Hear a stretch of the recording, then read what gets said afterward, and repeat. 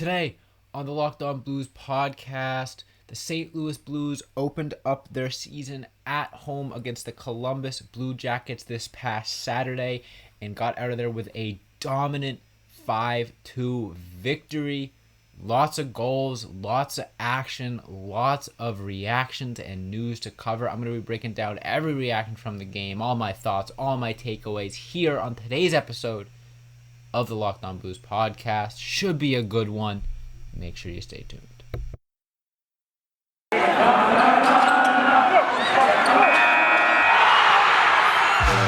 You're Locked On Blues, your daily podcast on the St. Louis Blues. Part of the Locked On Podcast Network, your team every day.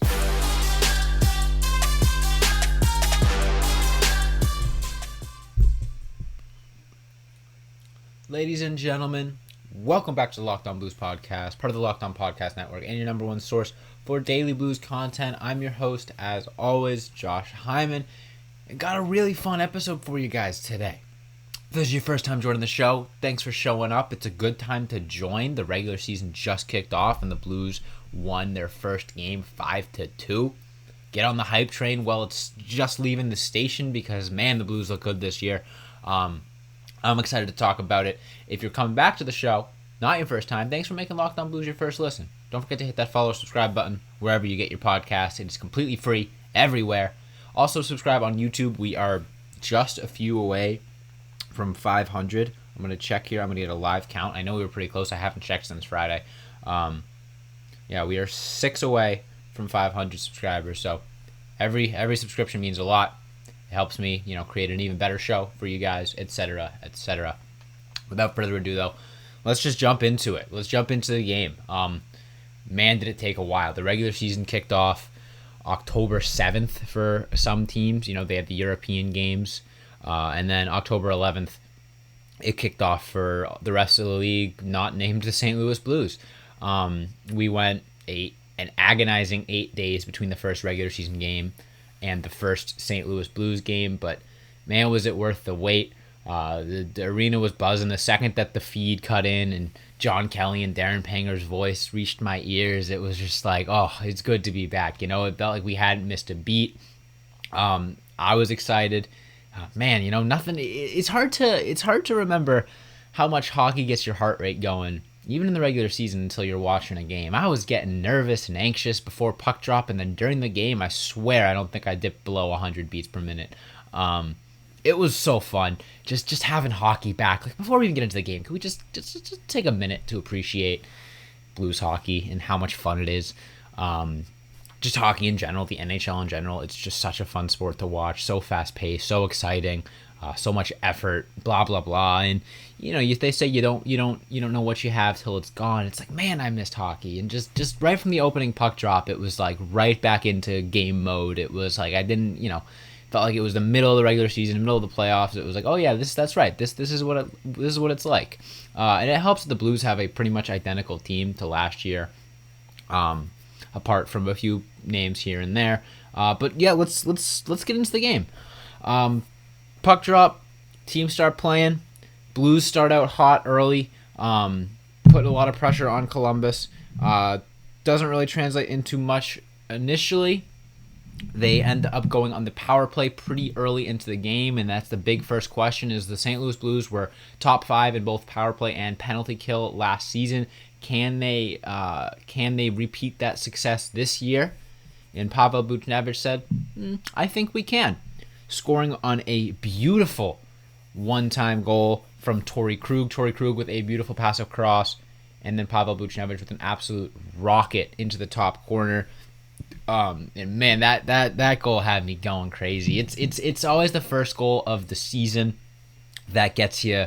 It just hits different, that first reaction, jumping up out of your seat impulsively, like you can't even control your legs. At least for me, it's just immediate standing up, throwing my arms in the air. It's like, oh yeah, that's right. That's what watching your team score a goal feels like. And that was a great way to start it. Just an absolute rocket from Pavel Buchnevich. Fun fact, I was doing some research. For some reason, I had an inkling that maybe Pavel Buchnevich scored the first goal for the St. Louis Blues last year in last year's regular season, but it was not him. I'm going to give you guys 5 seconds to guess. Who scored the first goal of the regular season for the St. Louis Blues last year? All right, pencils down. Time's up. It was Oscar Sundqvist. Miss that guy. Miss Sonny. Hope he's doing well. I did see David Perron got himself a goal in Detroit. That was hard to watch. Speaking of former Blues that now play for the Detroit Red Wings. But yeah, Buchnevich opens up the season with a beautiful power play goal. Wasn't my pick for first goal of the season. I don't think I ever made my pick officially, but I think my first goal of the season pick was Jordan Kyrou. Didn't come to fruition. We'll talk about him a little bit later. Don't worry, all good things. This episode is all positive all the time.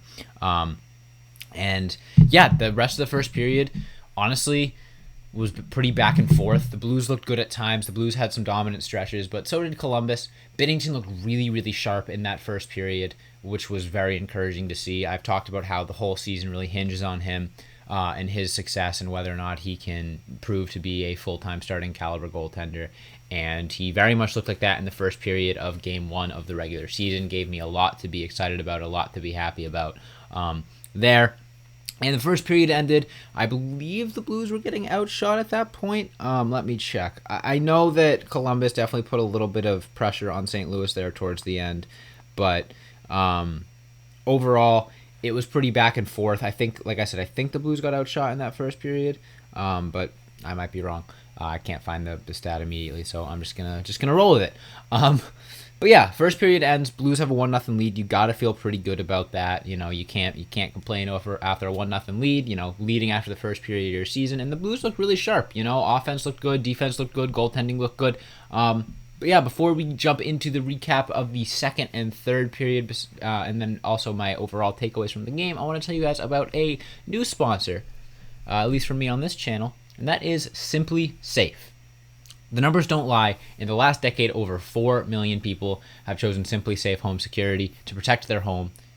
You don't earn the trust of that many people without doing something right. At Simply Safe, your safety is the only thing that matters. I know because I use Simply Safe in my own home. They protect you with cutting-edge security technology powered by 24/7 professional monitoring agents who always have your back. Now, here's why I love it. If you live in a house, you know, I know, large demographic there, bumps in the night are scary, whether it's a stick outside, an animal, or, God forbid, a person. But when you have Simply Safe, it gives you that sense of ease. You know that you're protected. With 24/7 professional monitoring, Simply Safe's agent call you the moment a threat is detected and dispatch police or first responders in an emergency, even if you're not home or can't be reached. Simply Safe blankets your home in protection with advanced sensors for every single room, window, and door, HD security cameras for inside and outside your home, smarter ways to detect motion that only alert you when a threat is real, and even hazard sensors that instantly detect fires, floods, and other threats to your home. So it's not just home security, it's complete home safety. Our monitoring experts use proprietary advanced response technology to visually confirm when a break-in is real, so you can get the highest priority police dispatch. Customize the perfect system for your home in just a few minutes at simplysafe.com/lockedonnhl.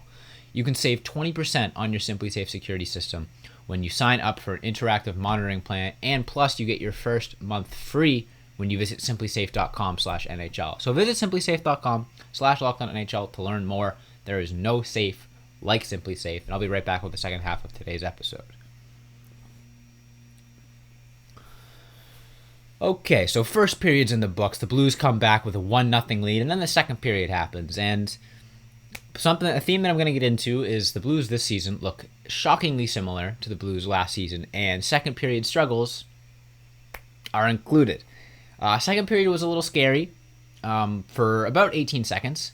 Well, not for 18 seconds, but especially in a group of 18 seconds, and I'll get into that in a little bit. If you saw the game, you obviously know what I'm talking about. If you didn't see the game, you probably also know what I'm talking about because, like, come on.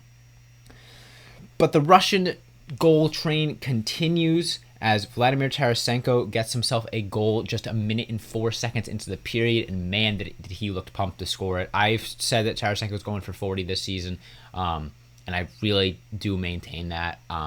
He looks like a man on a mission this year, whether that mission is to prove to the St. Louis Blues that he is a capable player and should be re-signed, or he wants to get a bag on his next contract, or whatever it may be. He looks hungry. That first goal was absolutely beautiful.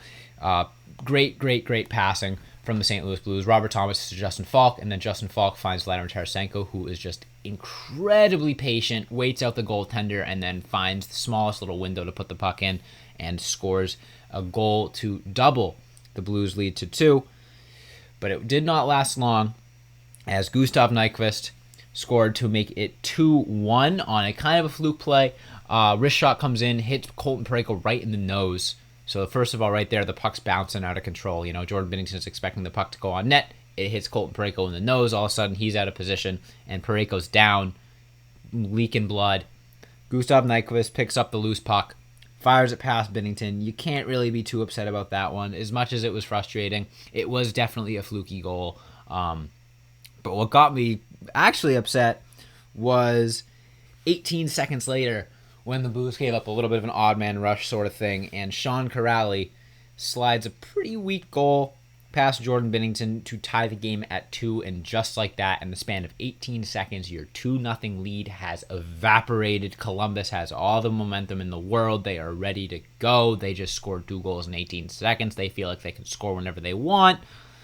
And I was a little nervous there. I was like, oh boy. If we're watching a team that can blow 2-goal leads in 18 seconds, like the worst of the Blues that we saw last year, it might be a long season. I was worried that it would hurt Jordan Binnington's confidence. I was worried it would take the wind out of the team's sails. It would sort of shock the home crowd, and it definitely did for a little bit. I think the crowd went quiet for a little bit there. Rest of the second period goes on, and Columbus kind of looks like the better team. I'm not saying they are the better team, but they, once again, I think put a little bit more pressure on them, the Blues. The Blues did have some good spurts of pressure, but it wasn't anything super extended. It didn't really feel like they were doing the classic Blues hockey thing of wearing the Blue Jackets out. It did feel like they were overpassing a tiny bit at times, and I even said that, but as we all know, I ate my words later as they kind of figured out that whole overpassing thing and turned it into some spectacular goals. But for the rest of that second period, it definitely felt like the Blues were on their heels a little bit. But the good thing is, they weathered the storm. Columbus, like I said, had all the momentum in the world, had every thought that they were going to win the game, and the Blues did a really, really good job of keeping them off the board for the rest of that second period, and Jordan Binnington did a really, really good job of keeping them off the board in the second period. He wasn't tested with any spectacular saves or 2-on-1s, or I think there was 1 or 2 breakaways in the game. I'm not sure what period they were, but not just in the second period. Throughout the night, Jordan Binnington didn't face a ton of high danger scoring chances. But he was very, very steady, very, very confident. His rebound control was a little shaky early, but he definitely got that under control later in the game. Still something I would like to see him get better at in this season, just because there were times when there was a lot of loose change in the front of the net that probably shouldn't have been there. One side note, though, now that we're talking about Jordan Binnington, his puck play behind the net is so good this season in this game. I know it's always been really good, but he was making some ridiculous passes, and he would have times where he was behind the net with the puck, and there would be Blue Jackets players coming in on both sides, and he would somehow just stand there calmly and then thread the needle and perform a perfect breakout pass. So huge underrated aspect of Jordan Binnington's game. I remember back when the Blues would play prime Pecorine, it was always so frustrating because whenever the Blues would try to dump the puck in, Pecorine would just be there to stop it. And Jordan Binnington is getting to that level of puck play. He is so good at that, and gotta frustrate the heck out of teams when they're trying to run dump and chases, and he's back there playing the puck and making these pinpoint passes, threading the needle, etc. But he was very steady in this game, and I'll talk about it a little bit more later in my final takeaways. But really happy with Jordan Binnington's play throughout the rest of that second period. Now the third period starts, and I'm crossing my fingers. I'm like, please don't let me end the night disappointed. Please don't let the Blue Jackets, continue to play better in this period and just escape with a 3-2 win in a game that they really shouldn't have won. And the Blues defense did a good job of making sure that didn't happen. Early in the third period, it was very back and forth before the Blues really just took over the game later in the third period, and that happened with a little less than 10 minutes to go in the period as the third Russian of the night collected his goal. The first 3 goals of the Blues season were from Russians, as Ivan Barbashev scored a beautiful wrist shot goal from Brayden Schenn and Pavel Buchnevich. Good passing, like I said earlier, overpassing at times, but it led to some really good scoring chances when they kind of figured out when to shoot. And this was a prime example. Lots of good passing, gets the Columbus netminder moving across the grain. Barbashev just waits him out and fires the puck into the wide open side to put the Blues up 3-2. And God, that was a huge, huge, huge relief as a fan, because it was like, okay, they got a lead again. Don't really feel like they're going to blow it. And they didn't. Spoiler alert, they didn't. Just 20 seconds after that, Jake Neighbors, the rookie, the Calder Trophy dark horse, friend of the pod, State Farm Jake, scores a beautiful, I know I've used that word a lot, but there was a lot of beauty in this Blues game, okay? He scores an absolute highlight reel goal for his second career NHL goal. He dekes past the defender, waits out the goalie on his backhand, and just fires it into the open net, and he reacted like someone who just scored their second NHL goal. He was psyched. The crowd went nuts. It was so nice to see after the Blues gave up 2 goals in 18 seconds earlier that they're like, hey, we can do that too. We can score 2 goals in a little more than 18 seconds, but still. So that was great to see, and at that point it was like I was losing my mind. I was upstairs, my family comes upstairs like, what the heck? I thought you were watching a hockey game. Why are you yelling so loud? I'm like, oh, my bad. Just Jake Neighbors doing Jake Neighbors things, but it was great stuff to see there, and the Blues really just didn't look back after that point.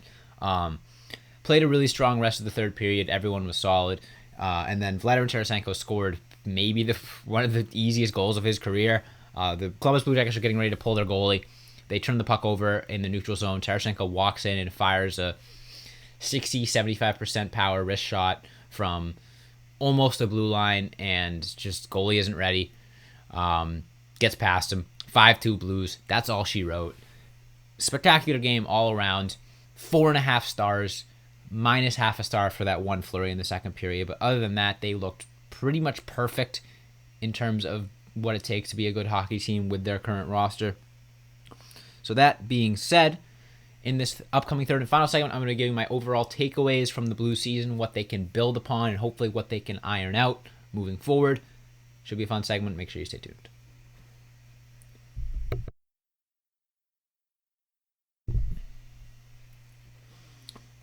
All right. So, what are the takeaways? Tarasenko had 2 goals. Pavel Buchnevich was the first star of the night. So much good came from that game. Let's look at the points here. Nick Leddy got himself an assist. Love to see that. Brayden Schenn got himself 2 assists. He looked very healthy, very quick. He looked like he kind of had another gear to him since recovering from all those injuries he was dealing with last year. I'm just going through name by name here. I got something to say about pretty much everyone. Toropchenko, he got the game puck at the end of the game from Ryan O'Reilly. Obviously, he battled back through injury and was very, very physical Saturday night. He led the team. Oh no, he didn't lead the team. He was second on the team with 5 hits. Very, very physical. Played his role very well. Robert Thomas got himself an assist. His passing looked as crisp as ever. Brendan Saad played his role well. Jordan Kyrou didn't get himself on the board, but he definitely looked like he reached another tier this past offseason. He looked even faster, even quicker, even more decisive. The points will come. I'm not worried about him staying off the board. Nathan Walker, Robert Bortuzzo played their roles perfectly. I know it's like, what the heck are you naming those two for? They're next to each other on the lineup sheet. Apologies, it's weird, but they both played their role well. Nathan Walker was everywhere. Robert Bortuzzo was steady. Torrey Krug got himself an assist, looking like an absolute demon, quarterbacking the power play as always. Ivan Barbashev got himself a goal, looking like his 20-plus goal season last year might not have been a fluke. Nolan Shari, the fourth line was the one area that I was a little bit disappointed in. I think they looked a little bit lost at times, but Nolan Shari did lead the team with 6 hits, so seems like he's a good addition there. Colton Parayko looked like a number 1 defenseman at times last night, which is what you need out of him. He was very, very, very solid defensively, and he was much more willing to shoot the puck. That's one thing I noticed out of Colton Parayko. He was just teeing up slap shots left and right. I'm not sure how many shots he finished with. He actually finished with 0, which is hilarious. But he got a couple shots blocked, a couple missed the net, classic Colton Parayko fashion. But he looked like he could be a really good defenseman for the Blues this year. Jake Neighbors, what more can you say? He looks like he belongs at an NHL level. He does not look like someone who is playing in their 10th NHL game. He looks like someone who's been up there for at least a season. Very, very confident. Good at creating opportunities for himself and others, and of course scored that amazing goal to pretty much seal the deal for the St. Louis Blues. Justin Falk looked like the Blues' best defenseman, got an assist, played spectacular defense. Overall, loved Justin Falk's game. Nico Mikkola looked great on the third pairing. Was big, was physical, had a couple turnovers that weren't great, but other than that, played his role well. Ryan O'Reilly, everything you needed out of him. He won a lot of faceoffs. He played great defense, made life difficult for opposing teams in the offensive zone, and created plays. No points, but those points will come. And then Vladimir Tarasenko, what more can you say? He had 2 goals. He's going for 40 this year. He looked really, really good. He looked like he's obviously fully healthy. No problem with the injury. It was beyond just the goal scoring, or the injury history, I should say. It was beyond just the goal scoring. You know, he was obviously a +2. He had 4 shots on goal. He had himself a hit. He was great. I was really happy with Vladimir Tarasenko. And then Jordan Binnington. Here's why I'm even happier about Jordan Binnington than I would have been if he got a shutout. And you're like, what the heck? That makes no sense. Jordan Binnington gives up 2 goals in 18 seconds. Jordan Binnington of old, or the worst of Jordan Binnington we've seen, that would crush him. He would give up another goal within a few minutes. All of a sudden, it's 3 goals in a few minutes, and you gotta pull him. You gotta put Thomas Greiss in. I don't think they would have pulled Jordan Binnington in the season opener. Obviously, we didn't have to find out, but the worst of Jordan Binnington we've seen is his confidence is very fragile, and giving up 2 goals in 18 seconds could have been a death sentence for not just the Blues, but Binnington especially. Starting off the season on that note is very, very difficult. You know, you never want to give up 2 goals that quickly, especially the second one. You probably felt like he could have made a stop on. But it did not rattle him. It did not faze him. He continued to be solid for the rest of the game. You know, he pitched a shutout for 19 minutes and 42 seconds. It was just that 2 shot span, back-to-back shots, I'm pretty sure, where he faltered a little bit. But other than that, he was perfect. His rebound control improved, like I said. His puck play behind the net was close to the best in the NHL in terms of goaltenders. And he was steady. He gave the Blues a chance to win. And when you have an offense as high-powered as St. Louis's, all you need to do is give the team a chance to win most nights. Because as the broadcast noted, the St. Louis Blues did not get shut out a single time last season. They have a great offense.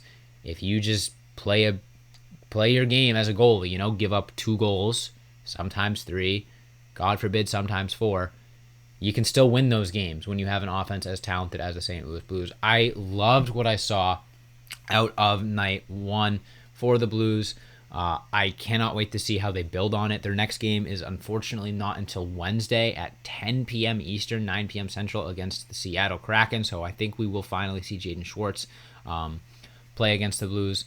I don't think we might have seen that last year. He might not have played in St. Louis. I don't remember. I think they're a little bit better of a team this year. You know, they have some good youth that I'm excited to watch. That should be a fun game. But that being said, that is all the time I have for you guys today on the very first post-game reaction episode of the season. Make sure you hit that follow or subscribe button on whatever platform you're listening to me on. Leave a review if you're feeling so kind. If it's nice, if it's mean, I don't know. I like constructive criticism. Subscribe to the YouTube channel at Locked On Blues. Hit that notification bell. That way, whenever I upload a new video, you'll be the first to know. Leave a comment. I interact with pretty much every comment. I read every comment. I can promise you that.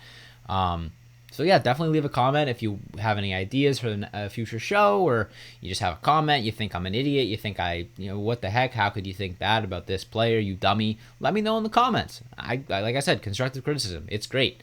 No such thing as bad publicity. Well, God, that could be a soundbite someday.